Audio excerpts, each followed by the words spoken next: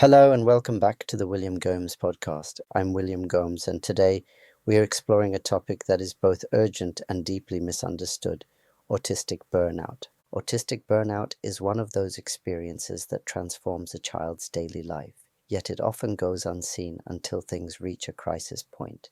Many people have heard the word burnout, but autistic burnout is something far deeper and far more complex. It isn't simply being tired, fed up, or overwhelmed by a busy week. It is a whole body shutdown that happens when an autistic nervous system has been pushed beyond its limits for too long. To understand autistic burnout, imagine running a marathon every day without rest. At first you might manage, even if it's exhausting, but eventually your body would refuse to continue. You would collapse because there is no energy left to push through.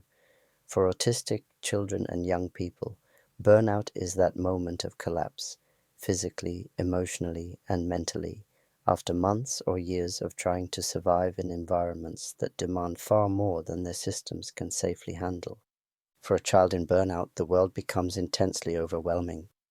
Everyday tasks that once seemed manageable suddenly feel impossible. A child who used to get dressed quickly may now find certain fabrics unbearable. A child who could leave the house with ease may cling to a parent and become distressed at the thought of going outside. A child who was talkative may lose their words. Meltdowns become more frequent, not because the child is acting out, but because the system can no longer absorb even minor stress.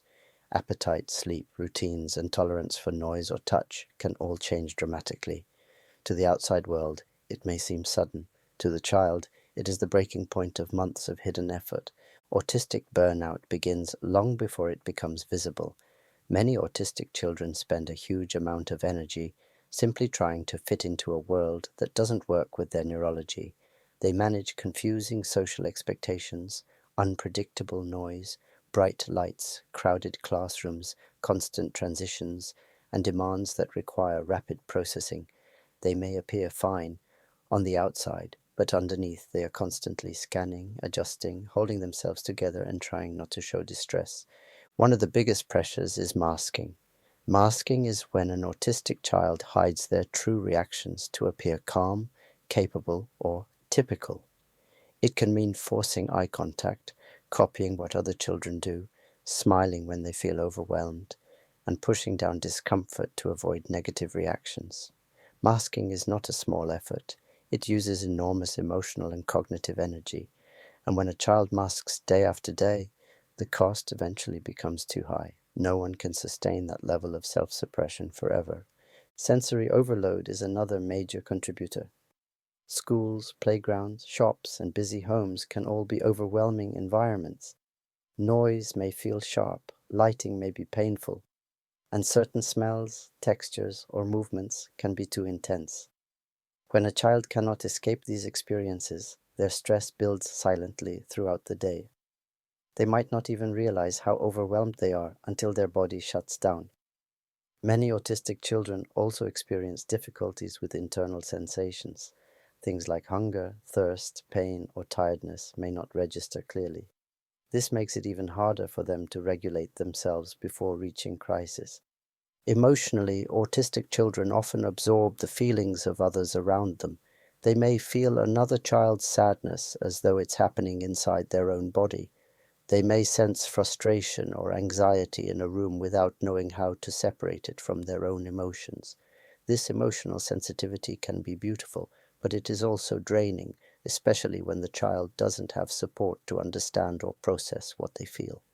All of these experiences, masking sensory overload, emotional absorption, communication pressures, executive function demands, add up over time. Autistic burnout is not caused by one bad day. It is caused by the accumulation of hundreds of small stresses that build until the system can no longer cope. When burnout happens, it often shocks the adults around the child. A child who used to cope appears to fall apart. But this isn't a failure. It is a message from the child's nervous system: I can't keep surviving like this. Burnout is the body demanding rest, safety, and time. Recovering from autistic burnout requires a complete shift in mindset. The instinct of many adults is to push a child to get back to normal as quickly as possible, but autistic burnout cannot be pushed through. It requires stopping. stopping the constant demands, stopping the pressure to attend school or social events, stopping everything that overwhelms the child. Recovery begins with creating an environment where the child finally feels safe, emotionally, physically, and sensory-wise. This may mean allowing slower mornings, reducing noise, lowering expectations, removing unnecessary routines, and giving the child full permission to rest. It means offering kindness, not correction, connection, not pressure, patience, not urgency. It means listening to the child's needs, even when they can't express them clearly. It means recognizing that no is not defiance, but a form of communication. And most importantly, it means honoring the child's authentic self, not the masked version they've been forced to present. Autistic children often begin to recover when they are given space to follow their interests, the deep, passionate, absorbing interests that help their minds settle. These interests are not distractions, they are anchors. They regulate the nervous system, bring joy, and help rebuild confidence. When a child has been overwhelmed for so long, returning to what they genuinely love is healing. Understanding autistic burnout requires us to shift from asking, "What is wrong with the child?" to asking, "What pressures have built up around this child? What support have they needed but not received? What demands have exhausted them?"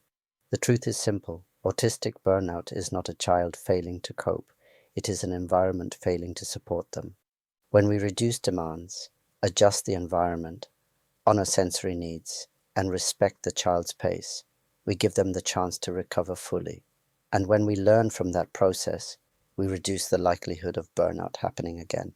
Autistic children deserve lives where they can thrive, not just survive. They deserve spaces that honor their differences, rhythms, and ways of feeling the world. They deserve adults who recognize burnout early and act with gentleness and understanding. When we make these changes, we not only support the child's recovery, we help unlock the joy, creativity, curiosity, and strength that autistic children carry within them. Thank you for listening. This has been the William Gomes Podcast. Take care, stay curious, and I'll speak with you again soon.